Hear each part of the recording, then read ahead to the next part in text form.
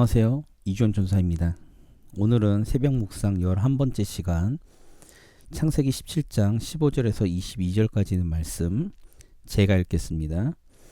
하나님이 또 아브라함에게 이르시되 내 아내 사레를 이름을 사레라 하지 말고 사라라 하라.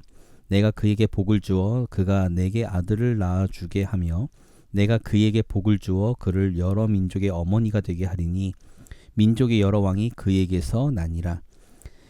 아브라함이 엎드려 웃으며 마음속으로 이르되 100세 된 사람이 어찌 자식을 낳을까? 사라는 90세니 어찌 출산하리요 하고 아브라함이 이에 하나님께 아뢰되 이스마엘이나 하나님 앞에 살기를 원하나이다.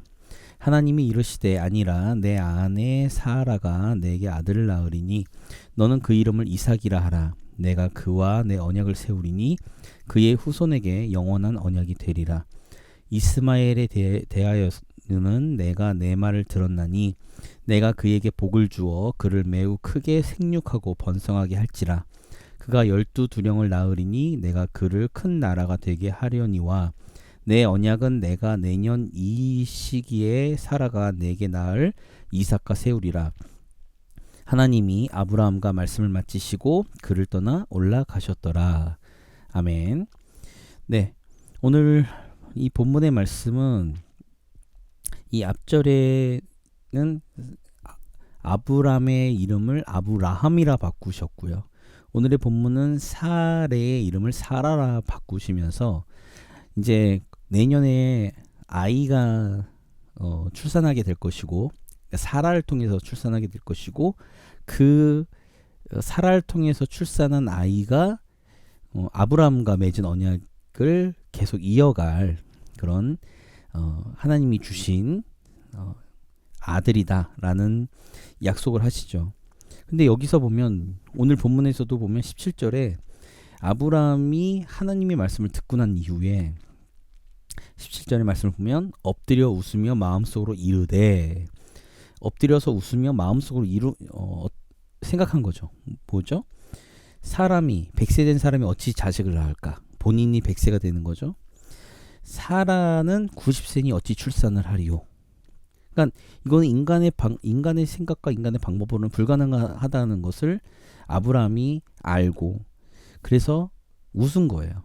속으로 이것을 비웃음이라고 이야기를 하기에는 좀 그렇긴 한데 아브라함이 하나님의 말씀을 이제 믿지를 못한 거죠. 그래서 이렇게 18절에 하나님께 간청합니다. 뭐라고 하냐면 아브라함이 이에 하나님께 아뢰되 이스마엘이나 하나님 앞에 살기를 원하나이다. 그러니까 오늘 18절의 말씀을 해석하면 이런 거예요. 하나님, 저는 100세가 됐고 내 아내 사라는 90세가 됐는데 어찌 아이를 낳을 수 있습니까? 지금 내가 비록 내 인간적인 방법이었지만 하갈을 통해 낳은 아들인 이스마엘을 통해서 하나님이 그에게 축복해 주시기를 원합니다. 라는 이야기인 거예요. 그래서 이스마엘이나 그러니까 하나님 앞에 살기를 원합니다. 이 얘기는 사실상 하나님이 말씀하신 그 내년에 사라를 통해서 아이를 낳을 것이라는 그 말씀에 대한 불신인 거죠. 그랬더니 하나님이 19절에 또 친절하게도 이렇게 말씀하시죠. 하나님이 이르시되 아니라 내 아내 사라가 내게 아들을 낳으리니 너는 그 이름을 이삭이라 하라. 자, 여기서의 이삭의 이름의 뜻은 웃음입니다. 즉 이 얘기는 뭐냐면 아브라함이 마음속이었지만 하나님의 말씀을 듣고 웃었어요. 그것은 불신의 웃음입니다. 그런데 하나님이 그 불신의 웃음을 아셨어요. 그래 놓고 아들을 낳을 것인데 그 아들의 이름을 이삭, 즉 웃음이라 해라 라고 말씀을 하시는 거죠. 이 이야기는 이제 다음 시간에도 살펴보겠지만 사라에게서 동일하게 하나님께서 말씀하십니다. 사라가 또 동일하게 아브라함처럼 반응을 했고 하나님도 사라에게 동일하게 말씀하셨어요. 그래서 저는 나중에 이제 이야기를 하겠지만 이 본문을 보면서 느낀 게 뭐냐면 왜 하나님께서 굳이 아브라함과 사라의 웃음을 보시고서 그 아들의 이름을 이삭, 웃음이라고 지으라고 하셨을까라고 했을 때, 아브라함과 사라의 입장에서는 사실상 하나님의 말씀 들었을 때 그 말씀에 대한 불신이 있었잖아요.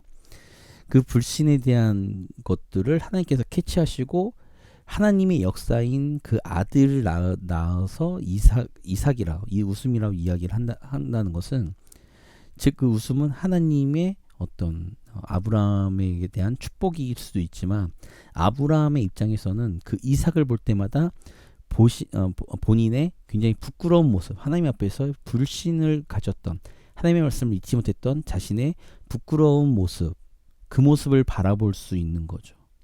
그래서 저는 이렇게도 생각을 해봤습니다. 뭐냐면, 아브라함에게 있어서 이삭은 백세에 얻은 귀한 아들이기도 하지만, 사실상 본인의 연약하고 부끄러운 모습을 상기시키는 가시 같은 존재이기도 했다는, 그 양면성을 가진다는 거죠. 그 양면성을 가지고 있는데, 어쨌든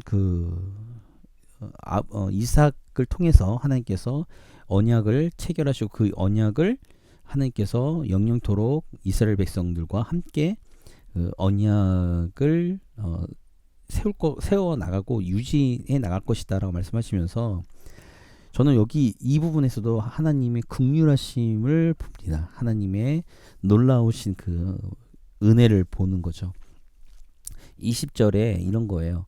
이스마엘에 대하여는 내가 내 말을, 아브라함 말을 들었나니, 아까 18절에 아브라함이 하나님께 말씀드린 거, 그 말을 들었나니 내가 그에게 복을 주어 그를 매우 크게 생육하고 번성하게 할지라. 즉 언약의 자손은 아니지만, 언약을 이어갈 자손은 아니고 하나님께서 보내주신 자손은 아니지만, 아브라함의 인간적인 방법이었다 하지만, 그 아브라함의 아들, 아브라함의 씨였던 이스마엘을 하나님은 아브라함의 그 연약한 부분까지도 믿음이 없이 하나님의 말씀, 하나님의 그 비전을 이루려고 했던 그런 불신앙의 모습조차 하나님이 축복하신다는 거죠. 저는 여기서 상당히 은혜를 받습니다. 어떤 은혜를 받느냐? 나의 부족하고 나의 실수, 나의 연약한 모습, 그 모습까지도 하나님은 축복해 주신다는 거죠. 내가 비록 잘못된 방식으로 하나님의 말씀을, 그러니까 하나님의 일들을 이루려고 하고, 내가 때로는 삶 가운데서 실패하고 하나님의 말씀과 하나님의 뜻을 따라 살지 못한 부족한 모습이라 할지라도, 하나님은 그 모든 것을 통합해서, 그 모든 것을 포함해서 나를 향한 하나님의 축복을 내려주신다는 거죠. 우리가 믿는 하나님이 이런 하나님입니다. 그러니 여러분의 삶 가운데서도 하나님 앞에, 또한 사람들 앞에 사실상 부끄러운 모습이 있을 수 있어요. 그리고 믿음 가운데 실패한 모습이 있을 수 있습니다. 그러나 내 주변에 있는 사람들과 다른 사람들은 나를 비판하고 비난할지 모르지만, 하나님은 나의 그런 연약한 모습까지도, 나의 부족한 모습까지도 하나님은 축복을 하신다라는 사실. 그래서 나를 온전히 하나님의 그 넓으신 품 안으로 나를 품어주신다라는 사실을 기억하시고, 그렇기 때문에 오늘도 우리는 비록 실패할지 몰라도, 내가 연약해서 넘어질지 몰라도, 오늘도 우리가 믿음의 여정을 걸어갈 수밖에 걸어가야 될 이유가 바로 여기 있습니다. 오늘도 우리가 실패할 수 있어요. 믿음 가운데 믿음으로 우리가 성공하지 못할 수도 있어요. 또한 우리가 연약해서 넘어질 수도 있어요. 그러나 그럼에도 불구하고 그 가운데 하나님의 놀라우신 긍휼함이 있다는 사실을 우리가 깨닫고, 그 하나님을 의지해서 우리가 믿음의 발걸음을 오늘도 한 걸음 내딛기를 간절히 소망합니다. 그럴 때 하나님의 이스마엘까지도 축복하시는 하나님, 하나님이 주시고자 하고 하나님의 비전이었던 이삭을 넘어서서 아브라함의 믿음의 실패의 모습이었던 이스마엘까지도 하나님이 축복하신다는 그 사실을 오늘 이 시간 우리가 바라보면서 놀라우신 하나님을 찬양하고 그 하나님의 긍휼과 은혜를 우리가 생각하고 누리는 시간들이 되시기를 간절히 바랍니다.